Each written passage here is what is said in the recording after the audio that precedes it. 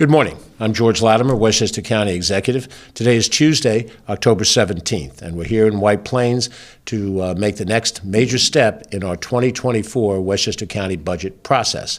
Last night, we had an open public session for those individuals who wanted to comment on what they wanted to see us put into the 2024 budget. It's an innovation of a meeting that we started a few years ago when we took office. And now today is the next major step on that as we identify and release the 2024 capital budget of Westchester County. The county budget process is comprised of a number of different distinct elements. There's a capital budget that involves the major projects that we intend to do, for which we will borrow money and then pay back over time in order to create things, just as much as you do in your home. When you have a home improvement loan, you take a loan, you borrow money, you make a major improvement, you pay back over time. That is our capital budget. On November 10th, we will release the operating budget, which will include all of the different departments, the individuals and the programs and the expenditures that go into the bulk of what the county does. And at the same time, we will also provide to the public and to the Board of Legislators the various special districts that we have, refuse districts, sewer treatment districts, which are distinct portions of a budget separately.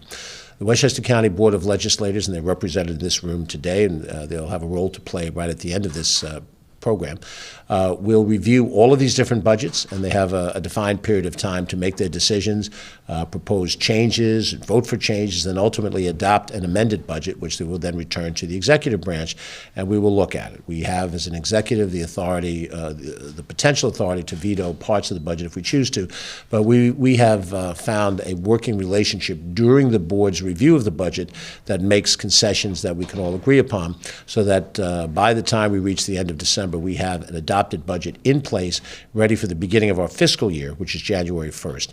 The county operates on a calendar year fiscal year. All of our towns operate on a calendar year fiscal year, January 1st to December 31st, as do 4 of our 6 major cities. And when we operate in that context, we want to have a budget closed on time to begin the new year. We know that the federal government has not been operating on an agreed-upon budget. That's why they have these continuing resolutions to keep the government open. And the state government usually has a budget that's due April 1st. In recent years, they've been a little late, up to a month late. But in our case, we've never had a late budget. We've never had an unbalanced budget. We've never needed continuing resolutions, and we don't intend to do that now. Westchester County has a stable, solid tradition of budgeting, and that's what we're dealing with today as we present the capital budget. I'm joined here at the podium by the other senior members of our executive team, Deputy County Executive Ken Jenkins, our Director of Operations, Joan McDonald, our Budget Director, Larry Sewell, and then here with us in the room, we have our Finance Director, Karen Hablow. We have various commissioners, some of whom you'll be hearing from as they speak about very discrete parts of the budget. And we also have with us the Chair of the Board of Legislators, Vedat Ghashi, and the legislator who chairs the Budget and Appropriations Committee, Jewel Williams-Johnson. And it is the board's Budget and Appropriations Committee that will do the core review of the budget once we submit it to them, and then ultimately the full board will take action on it as we go through the process. And I know that the chairman and the board members will announce publicly their schedule for public forums, hearings on the topic, and then their dates that they establish to complete this process. This is a moment in government that is about substance, not symbolism. So much of what you see in the political dialogue is symbolic, the things a person stands for, what they believe, and sometimes the words that we use to describe that. But at this time of the year, the rubber meets the road.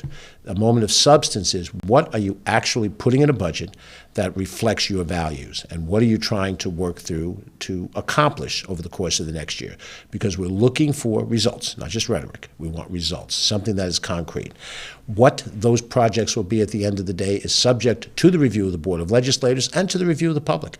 And those of you who take the time and effort to read the capital budget, the operating budget that will follow, the special district budgets, you'll have an opportunity to have your input on these things. Members of the press will query us as to why we did this versus why we did that. It has to be understood that the needs of the county can never be fully satisfied in any single budget year.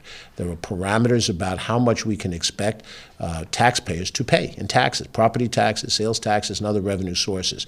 So every road that we would like to repave is not possible for us to do in a given year. So we've tried to prioritize based on the reports that we have of professionals.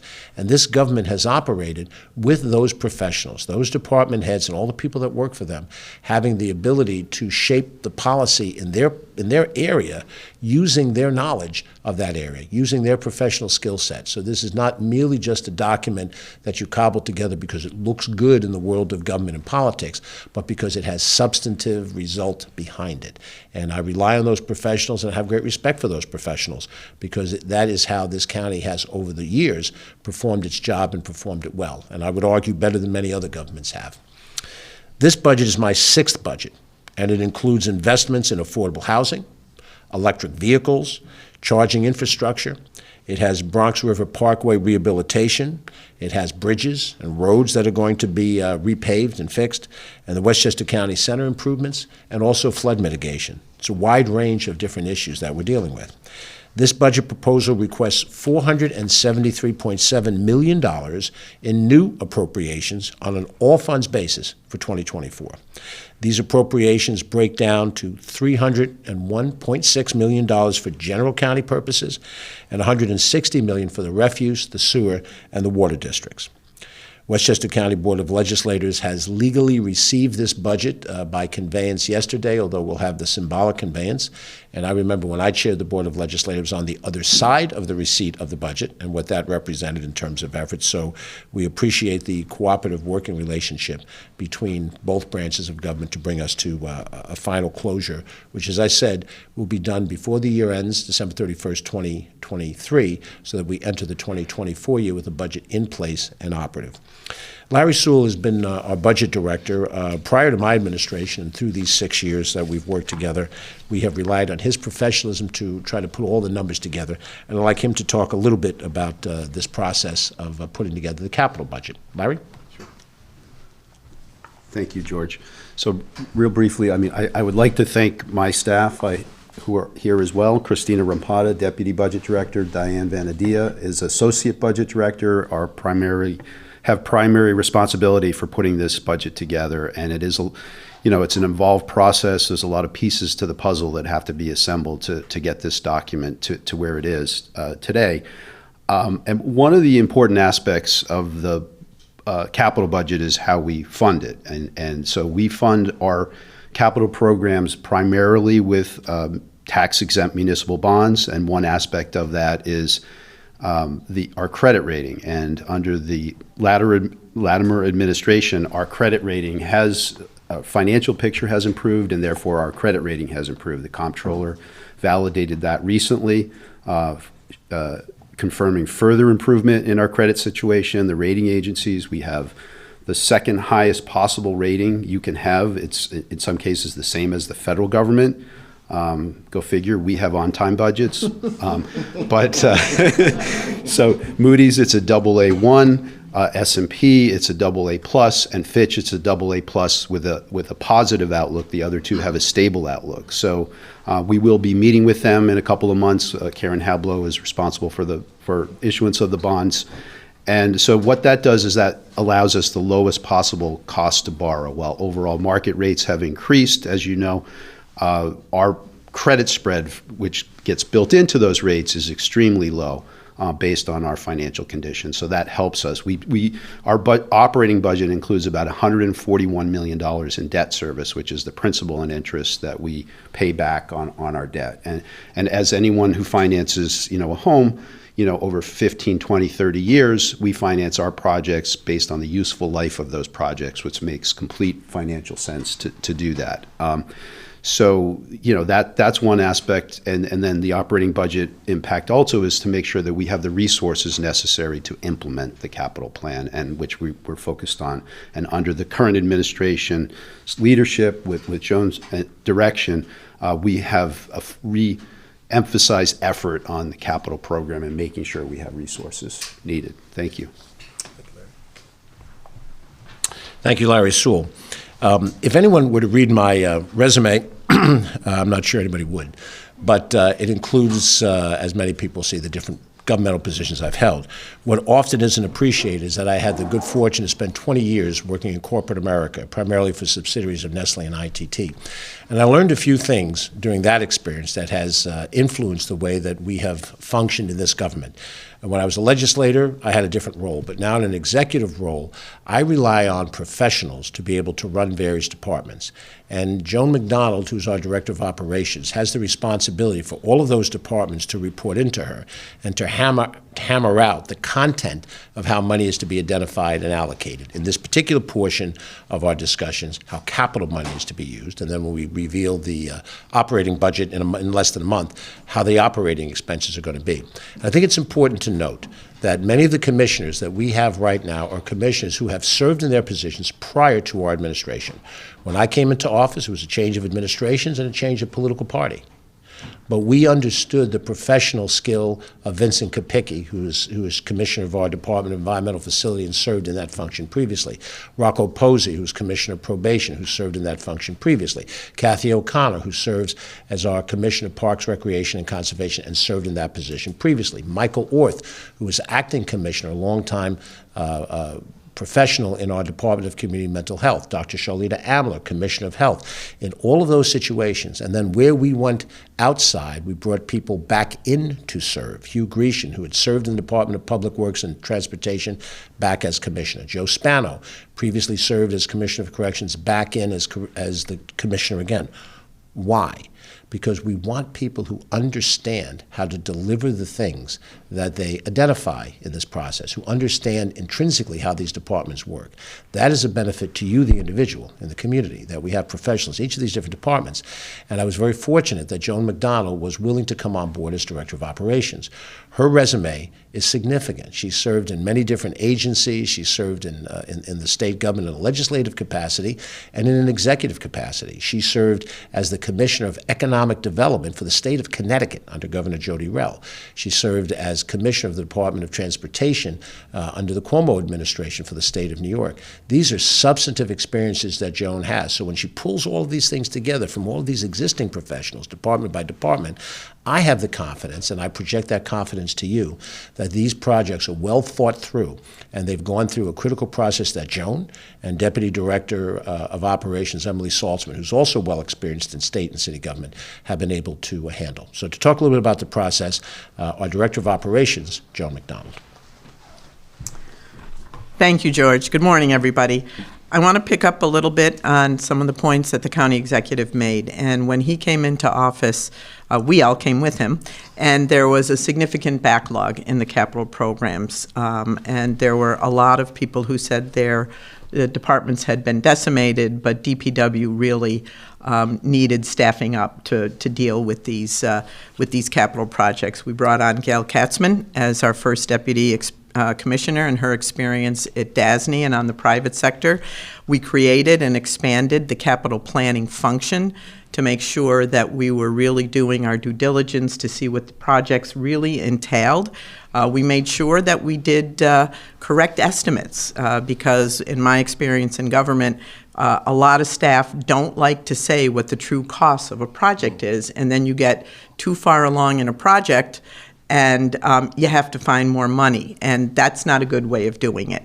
So we've added engineers, we've added support staff to DPW, we've brought on consultants to supplement the work that they do.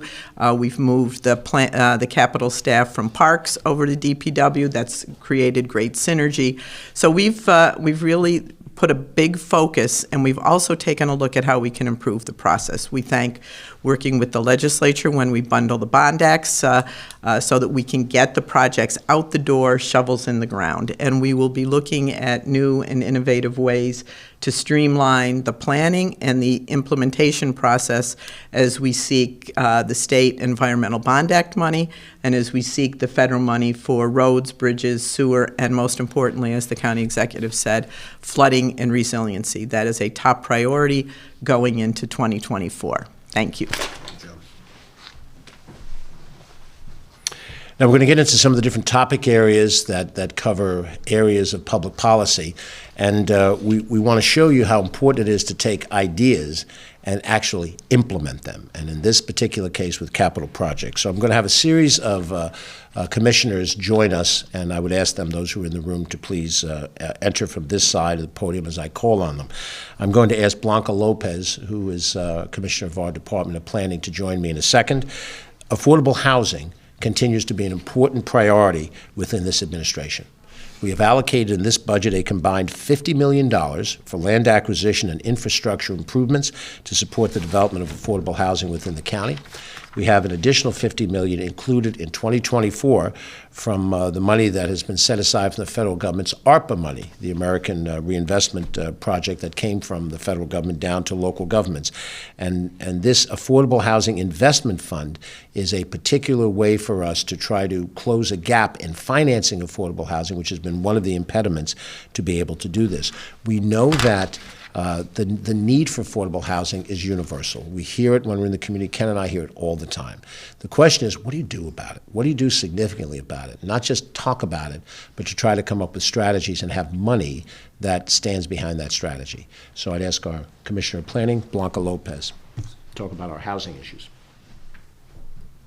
Thank you, County Executive, Deputy County Executive. Good morning, everybody. It is really my pleasure to be here to talk about some of the highlights of the capital budget proposed for 2024 with respect to affordable housing. But before I do that, I do want to thank my staff in the Planning Department who have been playing an important role in developing this capital budget. I would like to thank Michael Lipkin, who is our Associate Land Use Planner, who serves as the Secretary for the Capital Projects Committee. Michael works with his counterparts in all the different departments, primarily with budget and with DPWT, to make sure that all of the projects are going into place and that are updated every time they meet. I also want to thank Doug Wessels, who is our planner in land use as well, for the information that are in each projects included in this budget. All the fact sheets, all the maps that you're going to see, Doug has been working behind the scenes to make sure we have all that information. Claudia Maxwell, again, who is our Associate Environmental Planner, she's been responsible for reviewing and doing the initial assessments for all of these projects so that we can get going as early as January once this budget is approved. And certainly, last but not least, David Kavinga, who is our Assistant Commissioner for Planning, for his guidance and leadership throughout this process. As the County Executive has mentioned, we continue to prioritize funding for affordable housing development in this capital budget. As you will see, there's $25 million allocated for our two main traditional funds, which is the New Homes Land Acquisition, which helps developers acquire land or property that will be used for the development of affordable housing, and 25 for the Housing Implementation Fund, otherwise known as our infrastructure funding, which helps municipalities, not just developers, municipalities where affordable housing will be developed, to address any type of infrastructure-related work that needs to be done outside the footprint of the development. We also have, as the County Executive mentioned, $50 million that will be set aside for the Affordable Housing Investment Fund, otherwise known as the Housing Flex Fund. And these are funds that will be used, thanks to ARPA funds, to assist with any type of gap financing or any type of financing issues that will push forward the development of affordable housing throughout the county. Last but not least, while we have talked a lot about new housing, new affordable housing development, it's also important to look and preserve the current actual affordable housing stock that we have. And primarily for low-income to low moderate households living in Westchester County, primarily in public housing authorities. So we're happy to see in this budget $7 million that will be set aside for capital improvements done for public housing authorities. There are 10 public housing authorities throughout Westchester County. Thank you. Thank you, Blanca Lopez. And I want to highlight also, we much appreciate the many years of service that Norma Drummond provided us as the leader of the planning department. She retired a little bit earlier this year, but so much of the work that we're doing builds on the work of Norma and the team that's in place that continues, and we intend to add some additional professionals to that team to help the planning department function well. You should understand in affordable housing, the county government cannot, by law, actually develop affordable housing in and of itself, to be the developer. We do not have the authority to have a housing authority for the county. Sometimes people look at other counties in the country. Montgomery County, Maryland, has a very estimable result in affordable housing. Under the state of Maryland's authority, a county government can have a housing authority and can directly develop. We cannot in Westchester County in New York State. New York State is a home rule county, which means the local governments, the villages, the towns, and the cities, control zoning and those approvals. And it's in those localities where there are housing authorities, and it's in those localities where they can approve these projects from a land use standpoint. So we are working on affordability by incentivizing it. And when we talk about money for land acquisition, we talk about money for infrastructure. There's another piece of this that comes from IDA funding that comes through that board, which Joan chairs, where we use our resources to help make it happen, but we cannot do that directly. So we look at it in a way that this is an important priority. We've seen an increase in the need for affordable housing. We've had a more recent snapshot taken that shows that the 11,000 units that we needed a few years ago now looks more like 18,000 units. And even though we've delivered 2,000, 3,000 units along those lines, we have more in the pipeline. The need is tremendous, and we hope that this allocation of money are steps in the right direction. I thank the planning department for their work in that area. Next, I'd like to talk about environmental. Now, as we ask Peter McCart to be ready to talk with us, and I would be mindful of the camera for all of those who are getting from the back row. In our environmental policy, we recognize that we have a number of different priorities that have to be addressed, some of which are addressed in the capital project.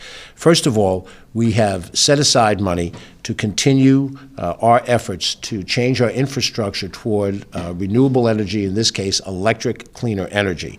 There's $20 million in this budget that will help implement infrastructure for electric vehicle charging stations, an additional $5 million set aside for an electric vehicle partnership program with local municipalities, where there's a matching effort. The local government takes action, and the county is able to finance that. We have other priorities in the environment as well.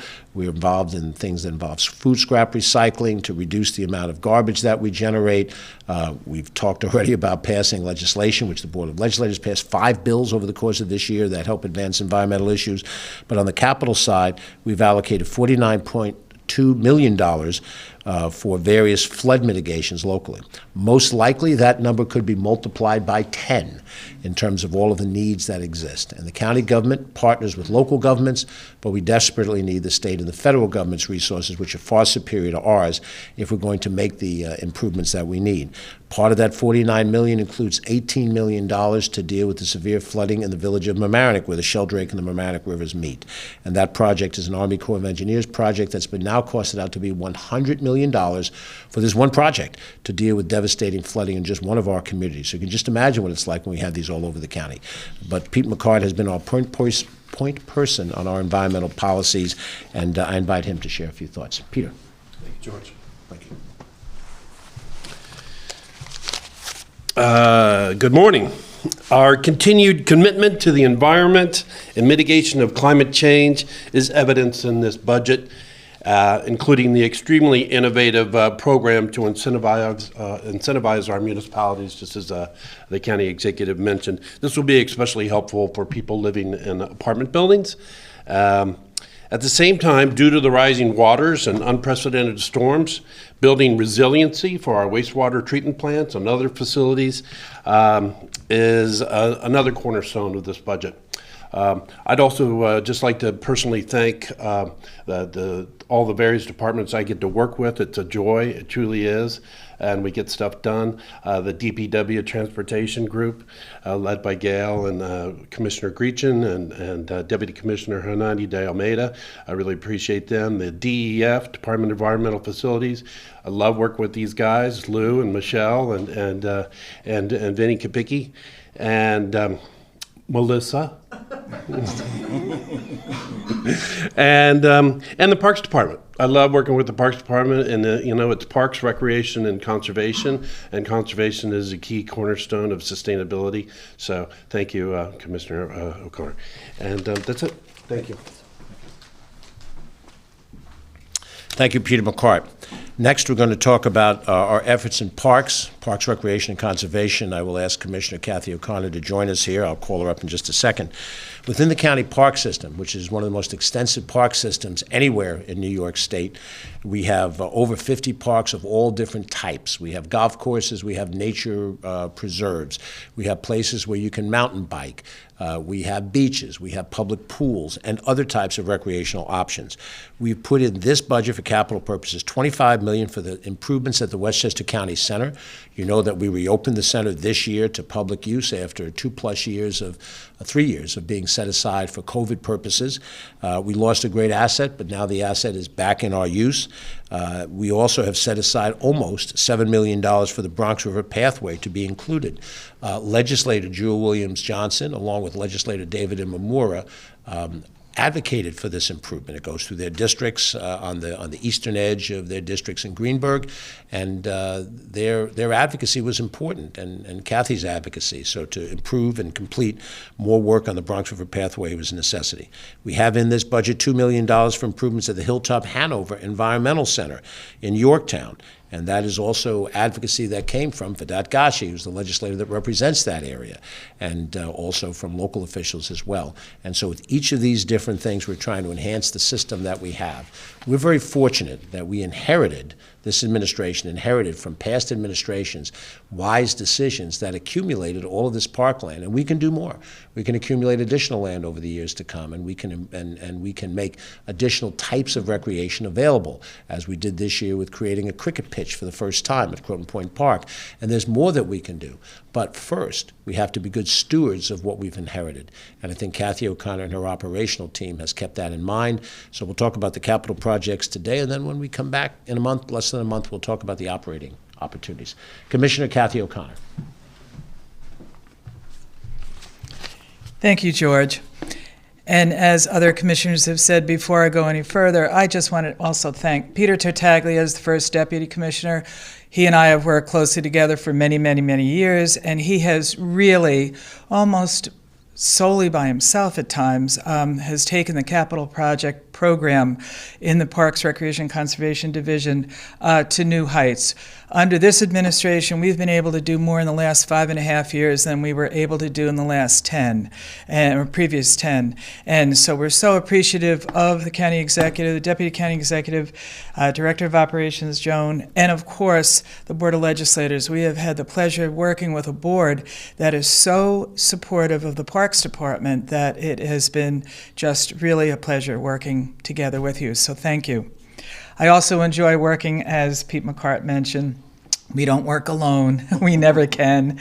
But we work closely with the DPW, with the Planning Department, with the DEF, and really everybody. We're kind of like Home Depot. Everybody comes to us. We do things with a lot of different people, and we enjoy it. This county's commitment and ongoing journey of rebuilding and restoring the nationally accredited parks system is reflected in this 2024 capital budget. We're thrilled to continue the improvements and reconstruction of our parks, including the Westchester County Center and the Bronx River Pathway. And we are so appreciative of the support, as I mentioned, from the county executive staff and from the Board of Legislators. The two big projects, the county center, as you all know, it was closed for many years for a good reason. We were able to do a lot of rehab, but what this capital project will start funding is the rehabilitation of the roof. And we all know if you own a home, if the roof is leaking, everything else can go down. So that's the big move. We're redoing the bathrooms. We'll be redoing the dressing rooms. But the other big project is the flood mitigation, because you all know we're right next to the Bronx River. And unfortunately, every time we get these unbelievable storms, the waters come in. So that's the big project. And then the Bronx River reconstruction and rehabilitation. Every survey we've ever done with all the things that we do, the biggest plus and the thing that people come back and say they love the most about our department is our trails. And we have hundreds and hundreds of miles of trails, and the Bronx River pathway, is one of the most utilized. So we're very excited about having that coming forward in 2024. Thank you very much. Thank you, Kathy. It may in fact be that most Westchester residents have never interacted directly with our Department of Social Services. It may be that hopefully they have not interacted with our Corrections Department and our county jail. But it is true that the park system of this county has been a magnificent opportunity for people to see what a county government does on an ongoing basis for recreation and for inclusion. The events that happen at Kensico Dam Plaza, the Bicycle Sunday program, all of the different things that happen, whether it's at Muscoot Farm, Lasden, any of the preserves, Lenoir Preserve, Trailside, marshlands, and so forth. The diverse amount of holdings represents part of the quality of life for Westchester County. It's why people who live here want to stay here, in part. And part of the reason when people are coming and to relocate into the New York area, they have a choice of going to Fairfield County, Bergen, Passaic, Rockland, Nassau, Suffolk, and they look at Westchester and our commitment to quality of life and to our parks, that can be a major sales point for our economic development as well. So I compliment Kathy and her team for the works they've done. Next, I want to talk about the down-to-earth realities of fixing parkways, roads, and bridges. And I will be asking Gail Katzman, who's our Deputy Commissioner of the Department of Public Works and Transportation, to join me in just a second. When we get down to the granular part of how you live your life every day, when you leave your house as you go about your business, you will be driving on roads, parkways, and regular roads that the county owns and has responsibility to repair and maintain. And you're going over bridges, some of which you may not realize are bridges, but they are essential means to get you from point A to point B. One of the most common criticisms I hear all the time, I'm afraid Ken hears it too, people say the roads are in terrible shape, just a general situation. Unfortunately for the average person, you don't know necessarily which level of government owns which roads. The interstate highway system, the thruway system, I-87 through the western part of the county, I-95 down the Sound Shore, are clearly owned by the New York State Thruway Authority, and they have 287, 684. We're familiar with those roads. Those were all Joan McDonnell's headaches during her tenure as Commissioner of Transportation. But when you ride on the parkways, do you know that it is the state that owns the Hutchinson River Parkway and the county that owns the Bronx River Parkway? If you didn't know it, you know it now, but the bottom line is we know it. And those roads that we do own, we're required to maintain and to upgrade, and we've done that over the course of time. If you live in the south end of White Plains, the western edge of the town village of Harrison, or the northern part of the village of Mamaroneck, you saw us undertake and complete a major reconstruction of Mamaroneck Avenue that went down from just south of downtown White Plains all the way to just north of downtown Mamaroneck Village. Long requested by people who live in that area, and it's a heavy connector route between the Hutchinson River Parkway and the New England Thruway for those of us on that side of the county. That's a project that's been completed. So when we talk about the prospective projects that we have coming up, and I'm just going to touch on where they are, there are much more details, and these things will roll out as contracts are, bids are developed and contracts go out. They represent the next round of improvements that we need to make. And as I said up front, I wish we could do every single road in a given year and then have a magical number, 10-year reconstruction time frame. The normal cycle is a little bit longer than that, but our roads take a pounding. We have heavy vehicles that are using these roads. And when they do, they put the roads under greater stress than they were ever engineered for. Consider that the Bronx River Parkway was the first limited access highway in the United States of America. The first. Before there was any other parkway, any highway, any interstate, anything, the Bronx River Parkway was established to reach the Bronx, the park at the foot of Kensico Dam. And in those days, if you had Model A, Model T Fords on the road, you probably had horse and buggies still taking the road. The road was engineered for that purpose. And now it's one of the important commuting spines that we have in this county. People rely on, I do, the Bronx River Parkway to get you to and from different places. And so there's need for improvement in all of these areas. Let me touch on these briefly, then I'll ask Gail to have a conversation with us as well. Bronx River Parkway rehabilitation program this year includes $18.8 million of funding, and we have money that will be spread out in different parts from the Bronx-Westchester line to the Kensico Circle. We have plans for redoing bridges on Tuckahoe Road in Yonkers, $3.5 million.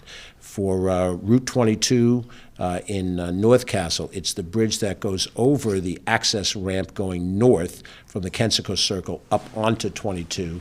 And if you've ever driven that area, if you know that area of North Castle, I was at a neighborhood meeting there this past weekend, that bridge is in some dire straits. That will take us a number of millions of dollars to fix. We have a bridge in Westchester Avenue over the Mamaroneck River in White Plains. We have the repavement of various roads, Murray Avenue in the town of Mamaroneck, a section of McLean Avenue in Yonkers, South Ridge Street in the village of Rye Brook, Columbus Avenue in the town of Mount Pleasant, Seven Bridges Road in Newcastle, Westchester Avenue in the White Plains-Harrison line, that's a continuation and a completion. Old Mamaroneck Road in White Plains. And I must say that members of the Westchester County Board of Legislators have advocated for these projects. They hear from their neighbors. They go out and take a look. They interact with us. Joan gets the transportation DPWT department to look at these things. We have discussion, and then we prioritize this. So I thank Vidat, Jewel, who are in the room and who've had specific projects that they've advocated for, and their colleagues. Catherine Parker, who advocated for the Murray Avenue improvement. Efforts made by other legislators, Margaret Kunzio, in wanting to see this bridge done. So that kind of connection is the way that the two branches can work together and then have professionals take an idea and implement it. Because it's not enough just to have an idea, you have to implement it. Gail Katzman, our Deputy Commissioner, is responsible for some of that implementation. So please join us, Gail. Hi, good morning, everybody. Thank you to the county executive and the entire county executive staff for all of their support of DPW.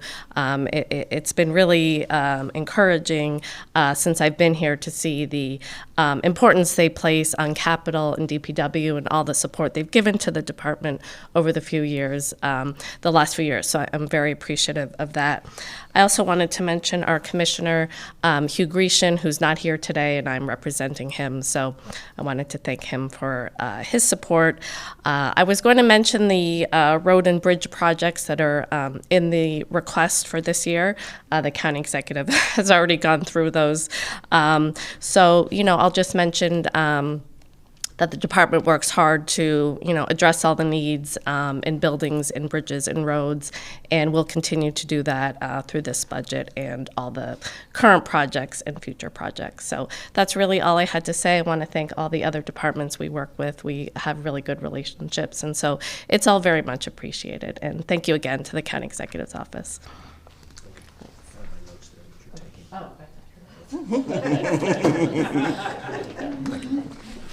Thank you, Gail. I've learned to watch for that. Let me also tell you the downside of these projects is when the projects are underway, there's going to be a period of developing bids, and then when those bids are let and the individuals are contracted, there's a design element that goes into these things. But when construction begins, it will be inconvenient. You need to know that. However the construction of a particular road or bridge is going to be done, where they close it in half, and whatever those deals are, whatever detour routes that are established for it, there will be a period of inconvenience. The inconvenience is a requirement if we're going to do the construction work that needs to be done. When the construction work is completed, you'll have an improved road, you'll have an improved bridge, and the process will be better. But the process, once we complete design and bids and contracts, once you see guys out there and they're starting to close off a street, understand that's coming in advance, and that is part of the price of the improvements that are ahead of us. Thank you, Gail, to you and your department for what you've done. We have some other transportation issues that are coming up. We have a Beeline bus system that is the envy of many places. It is the second largest ridership of any bus system in New York State, obviously behind the New York City bus system. We have more riders on the Beeline bus than the Buffalo, Albany, Rochester, Nassau County, any of the other systems around. And with that we're approaching 100% hybrid electric and electric buses. That is a major capital project that's been completed, and we're very proud of that. Part of what we're planning now is a new bus radio system, which will cost additional money in Phase 1. And the total project cost is $28.7 million. $19.4 million is allocated in this year, and this will help us with scheduling, communications, and management of the bus fleet. And that's important because many times, what concerns do we have? When we're out at a bus stop, somebody says, I don't know when the bus is coming on time, they're running late. How do I handle that? A better communication system will allow people to know that. They'll be able to look at an app and understand what the time frames are when those kinds of things happen, and hopefully a host of other things that will make that a more important and impactful use of time. I'm going to ask Melissa Rotini and Lou Vitrone to join me up here from the Department of Environmental Facilities. We have important environmental facilities that exist already that treat sewerage and that helps transport waste in an appropriate fashion. And to maintain this system, to advance this system, is a critical part of our public health and a critical part of how we reduce environmental pollution. We have improvements scheduled for the material recovery facility. This is where we divide out our recyclables, and the transfer station rehabilitation when garbage is brought to the transfer stations, and then also money that we have for some of our sewer and water districts, pumping stations, things of that nature. We'll try to touch on those things in general. So Melissa, Lou, you can cover whatever you'd like to cover here. Both of you join us at the microphone. And go from there. Thank you, County Executive. Thank you, Ken and Joan. I'd like to also acknowledge DEF Commissioner Vincent Kopicki, who couldn't be here today, as well as Deputy Commissioners Aaron O'Shea and Nat Federici.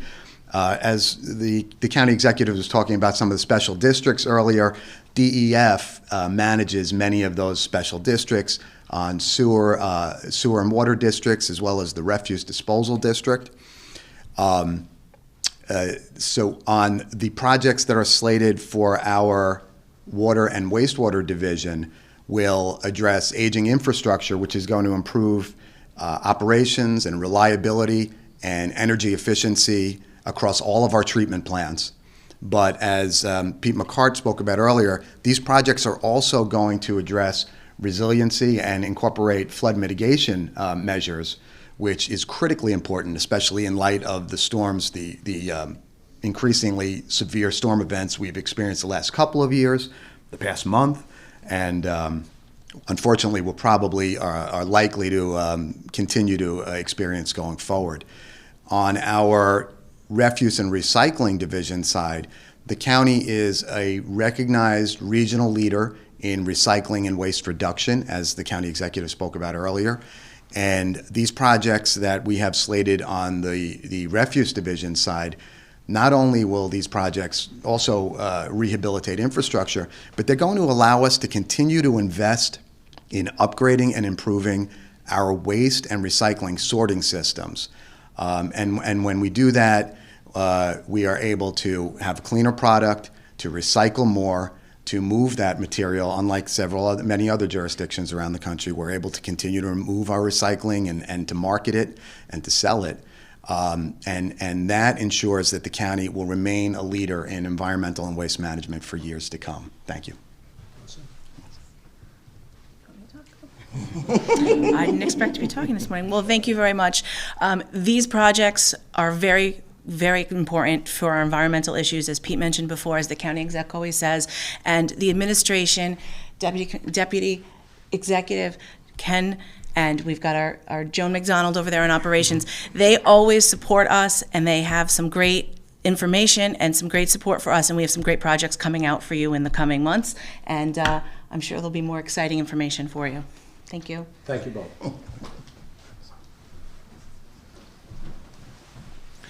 And we'll mention as well that there are some projects that are put into this capital budget that include our radio systems replacement, which involves police, fire, and EMT communications. That's going to get $10 million worth of attention in this budget.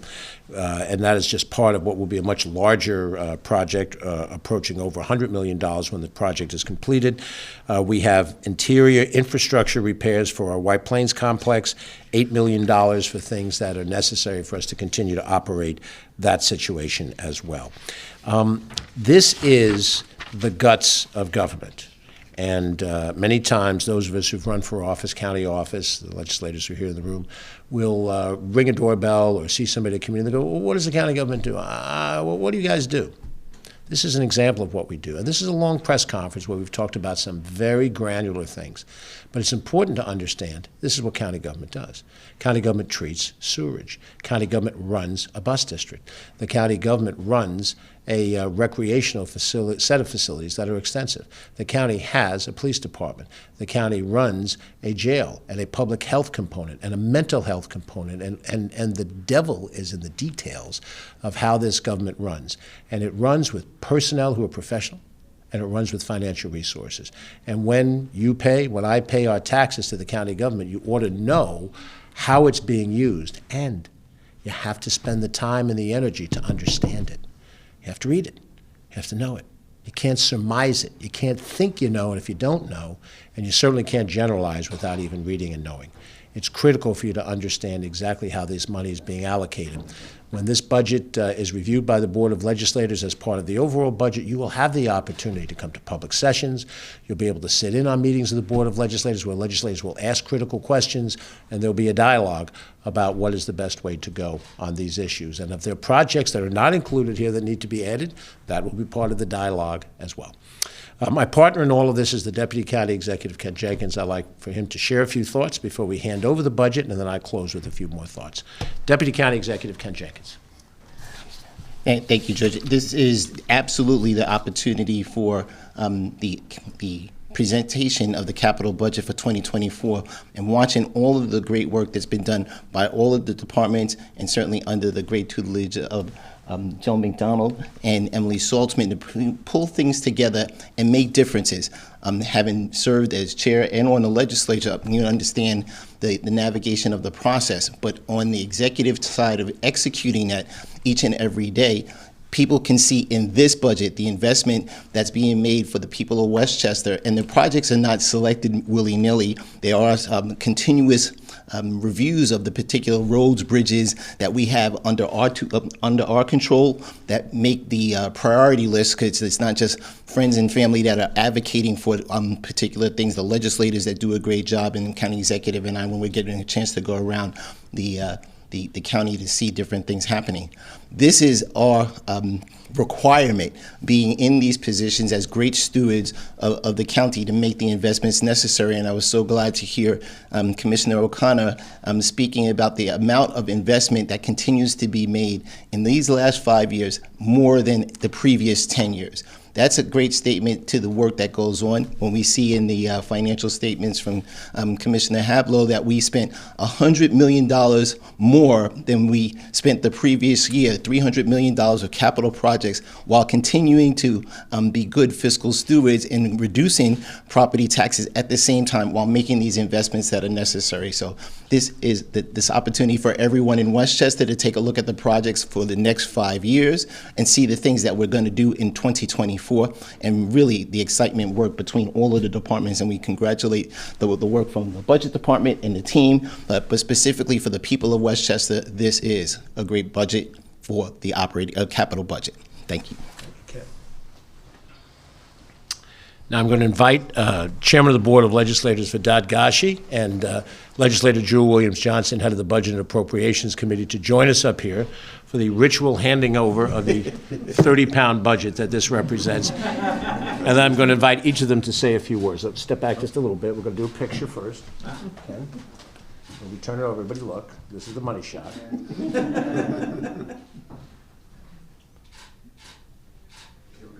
Very good.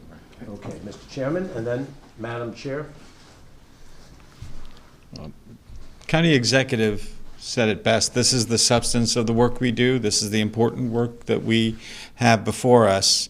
And Director of Operations, Joan McDonald, also said, talked about how there was a backlog. And we see it in the work that we're doing, every meeting seemingly.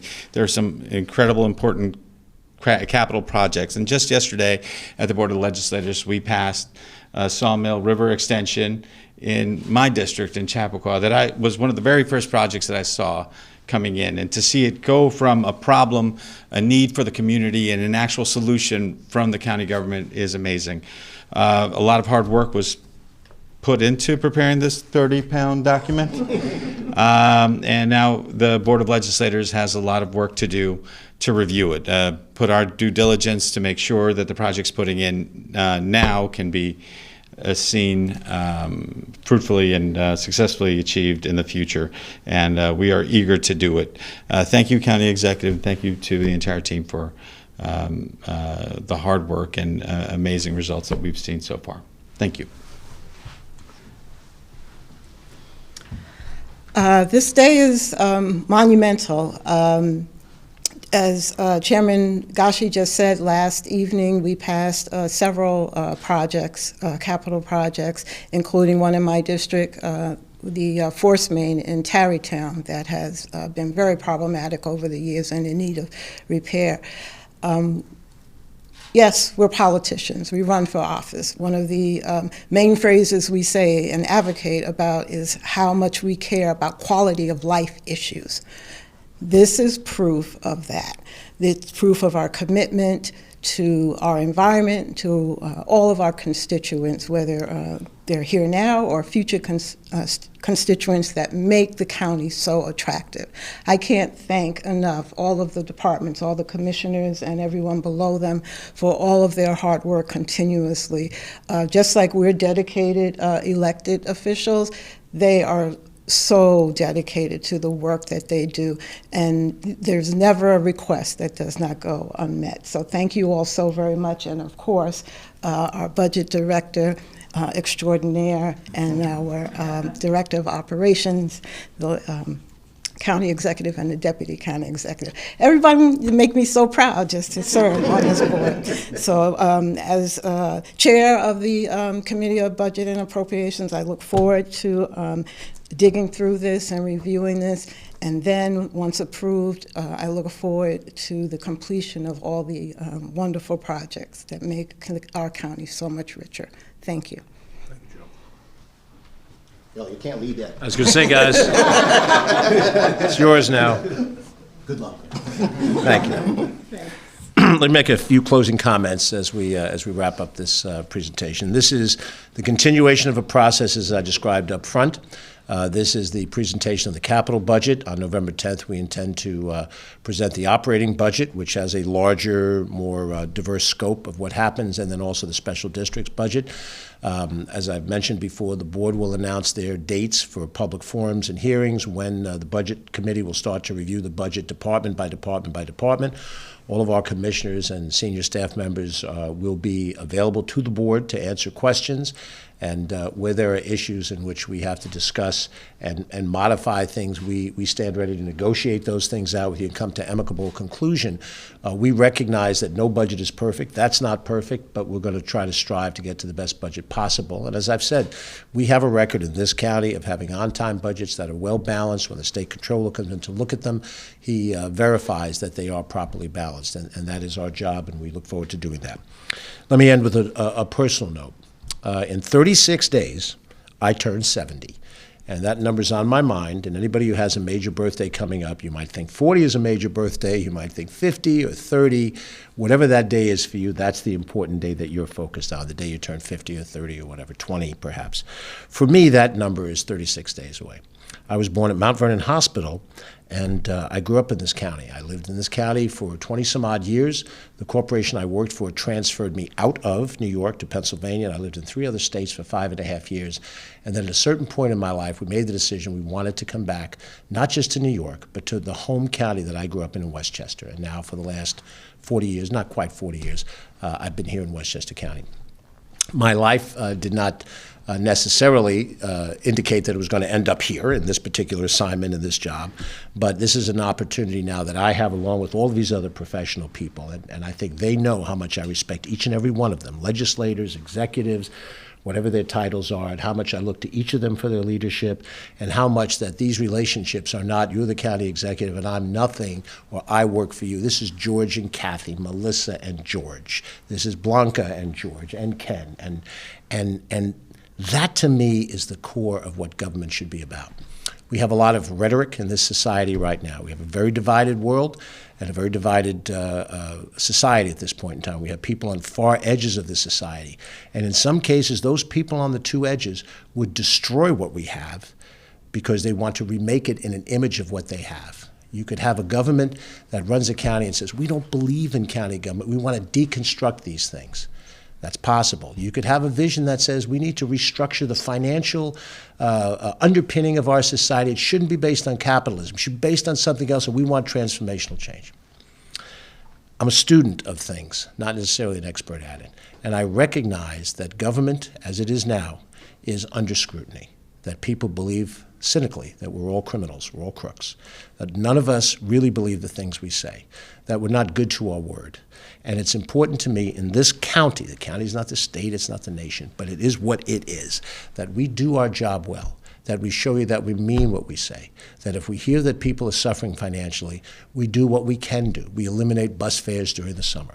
We eliminate sales tax on home heating products last wintertime because we think that's helpful. We lower property taxes for people that pay property taxes, and we open up an access to counsel to help people who are in rental situations and may be in deep trouble, that they have the resources they need to help. That we recognize that there are services that you must have every day, and then there are services that are important to the quality of life. When I was a young boy growing up on the south side of Mount Vernon, I did not know what county government was.